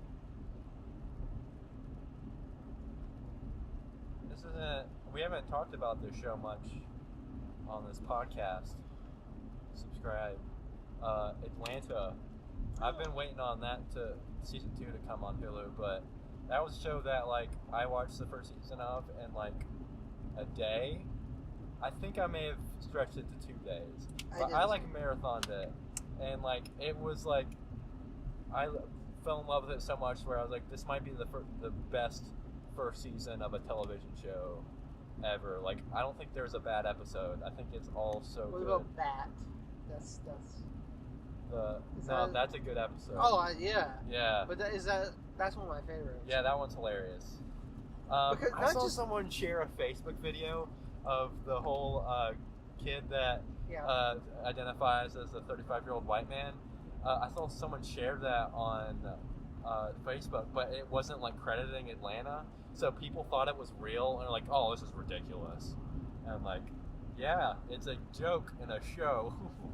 I love the ads on that. Yeah. Like Swisher Sweets tobacco cigarettes, and like nobody that gets Swisher Sweets smokes tobacco out of them.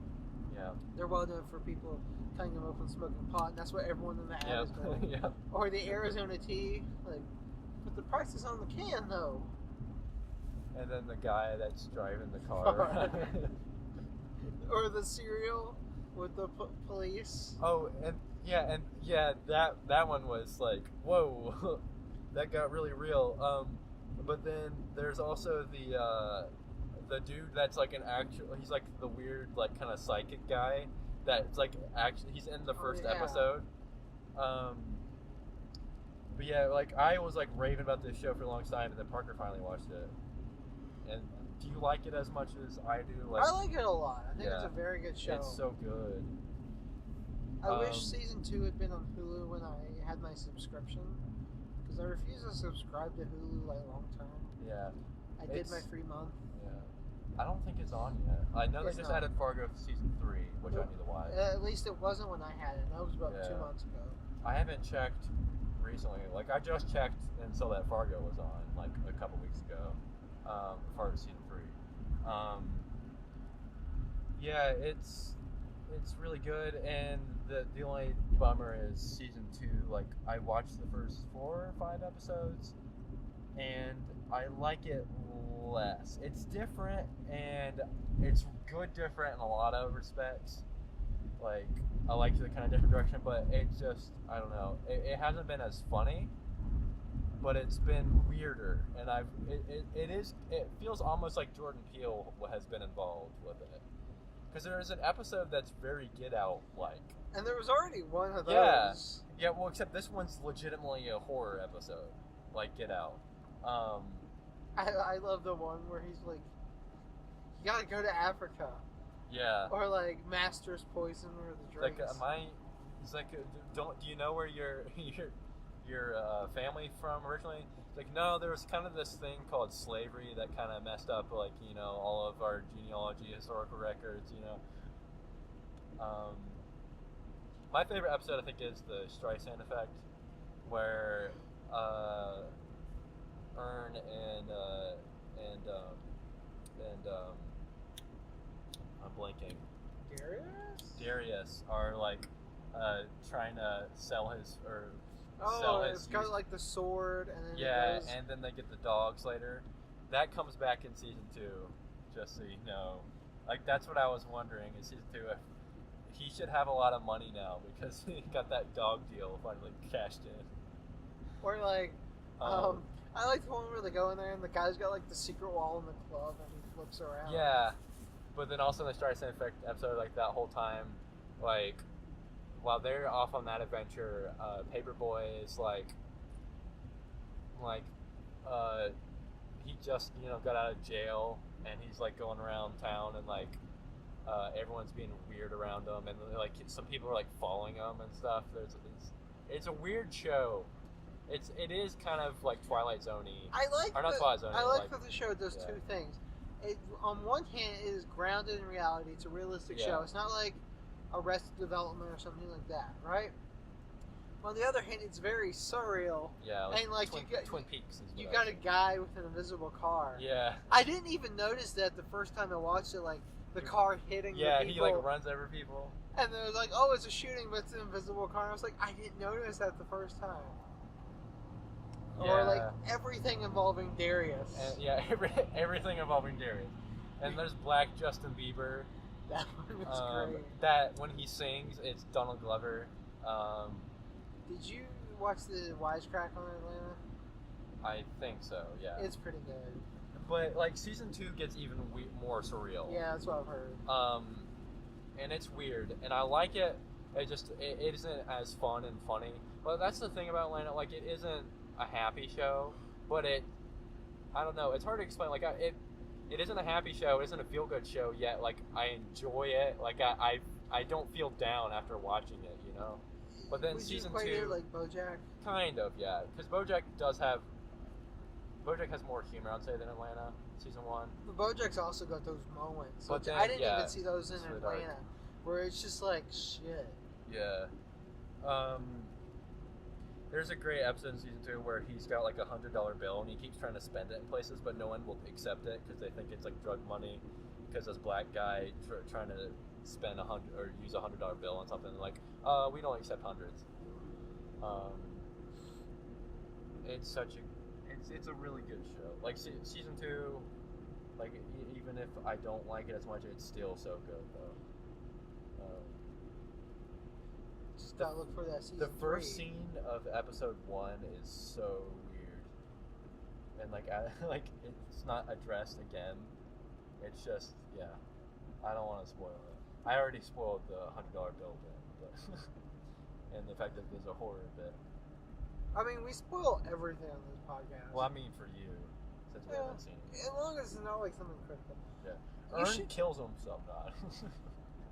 Speaking of, like, this kind of ties back, is Twin Peaks. Is that the show I watched the first season of, and part of the second season I never finished. I need to go back and finish it, because it's on Netflix, and it's not a super long show. I like things like that where they're kind of weird. Like, Twin Peaks is even better when you realize it's David Lynch's take on soap operas. And that just went... Because, like, Twin Peaks... I mean, that is a great example, because, like, there's a lady in Twin Peaks that just walks around carrying a log. And she talks about the owls. And, like, yeah. Or, like, the main guy who's the FBI officer, he's just always like, that's a damn good cup of coffee. Real good cup of coffee. I like apple pie. You like apple pie. And it was just, like, the most absurd. And, like, nobody bats an eye to any of it. And, like, the show gets a lot of people agree it goes downhill a little bit in the second season, but that's not the creator's fault. Because the studio wanted to be, him to catch the bad guy, because the whole thing's about this murder. Who killed this girl? And David Lynch was like, that's not the point. The point is, you never find out who killed her or whatever. That's what he wanted to do. And the studio was like, So he did 2 seasons of it, ended it. He did a movie. They cut the movie big time, and everyone hated it until they got, like, David Lynch's director cut. And now it's starting to get a little accepted. And then they did, like, a limited series on FX, I think it was. Or maybe Showtime. Yeah. You played Alan Wake, right? No. Oh, you didn't? No, because it's also, like, Alan Wake has a show in it that's basically the Twilight Zone, but the game itself is very Twin Peaksy, and that it's like this weird small town with all these weird kooky characters that is very surreal, but then also it's got like this horror stuff. Alan Wake is so good. You should watch the Twilight Zone. Yeah, I saw that one episode. Well, like, it's just a good one because they're like 20 minutes long, so it's not a huge commitment. And where it's an anthology, you don't have to keep up with the plot. You can just jump around over there. I still need to finish Black Mirror before the next season comes out. Yeah. Do both. Like, watch them in tandem. Man, that would mess me up. They're different kinds of shows. Yeah. I mean, granted, there's some in Twilight Zone that's like, damn. There's one about a Nazi that goes to an old Holocaust site just to revisit his glory days. Wow. It's like, shit.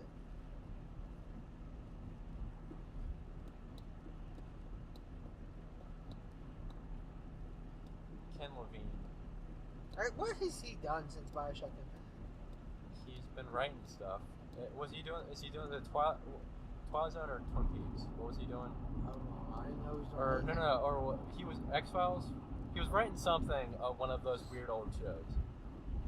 I mean, Twin Peaks just had a new season. Twilight Zone had 2, and not Twilight Zone. X-Files had 2, and Twilight Zone's coming back with Jordan Peele. He was attached to something like that, and I don't remember what.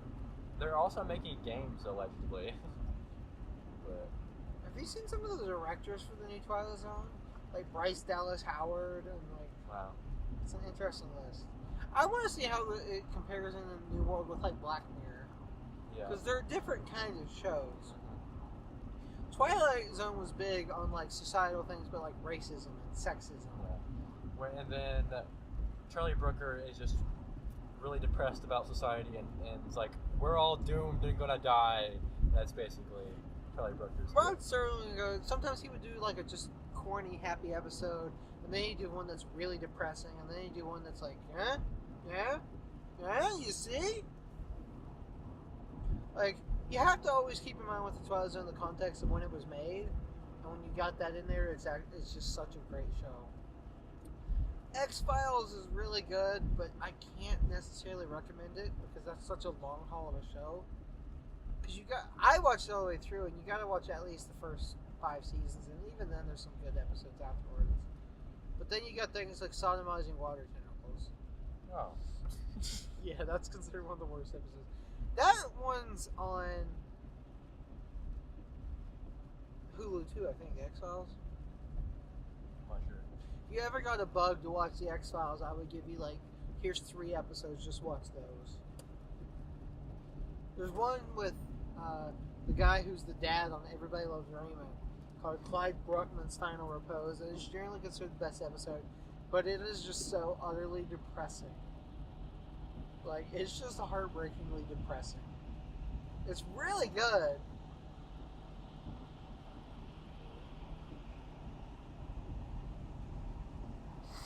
Yeah, there's a lot of good TV. I don't watch a lot of TV, but there's a lot of good TV. Maniac was good. That's the most recent thing I've seen. That was a limited series. I'm going to watch this. I subscribe to HBO Go, whatever it is. The mobile one you don't have to have the cable for. Yeah. Whenever Game of Thrones comes around, when it does for the next season, I'm going to watch True Detective Season 1. I've decided.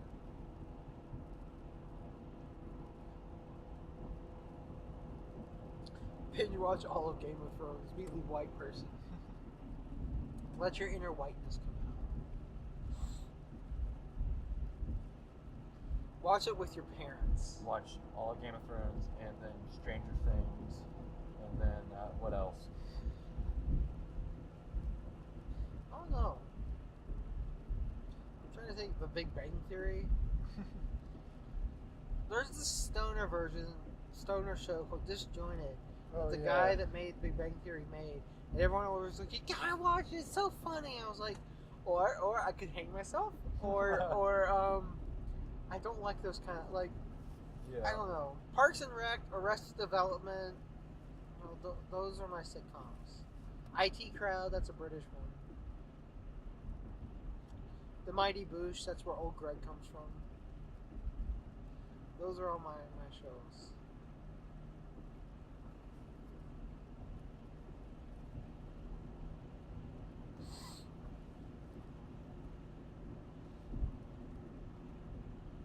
Yeah, Mask of Phantasm. That's a good movie. It was a good movie. It's a very good movie. A solid movie. A solid Batman movie. More Kevin Conroy Batman and Mark Hamill Joker, please. Vote. Get out there and vote for legislators that'll make it happen. Yeah. Did you see that Ojeda's running for president? Did you? I don't think is he really? No, he's genuinely running for president. And I'm like, yo, dog. Beto O'Rourke, everyone's begging him to run for president. And he isn't announcing he's running for president yet. You need to calm down. You know who else isn't talking about running for president? The ex-CEO of Starbucks. He resigned for that reason. He's building a team. Well, Mark Zuckerberg was too, for and then that fell through. You should look into next time you work with Jason. Ask him about it because he's big on that train. Yeah, vote Kevin Conroy president. Let's do that. We should all write in Kevin Conroy and Mark Hamill. Now, Kevin Conroy with Mark Hamill as the VP. Imagine those press conferences though. Kevin Conroy. It would be the best.